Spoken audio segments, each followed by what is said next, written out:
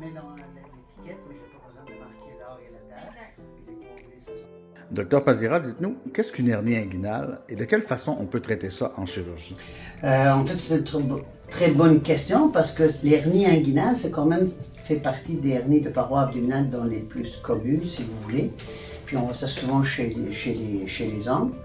Puis c'est très incommodant. Puis aussi, dépendamment le degré où c'est rendu, ça peut être aussi très dangereux. Comme vous voyez sur cette photo-là, c'est une incarcération de viscère.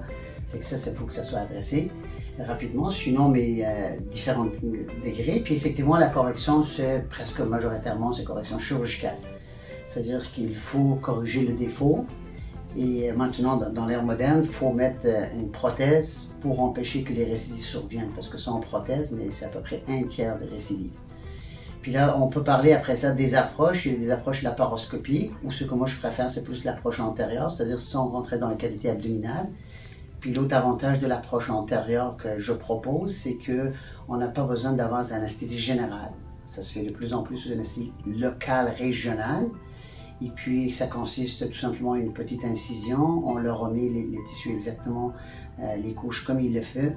Puis, on met la prothèse en question. Et puis, ça se fait très bien. Ça, c'est des chirurgies qui se fait très bien. Puis, ça donne des bons résultats, effectivement. C'est ce qu'on appelle une chirurgie minimalement invasive? Exactement.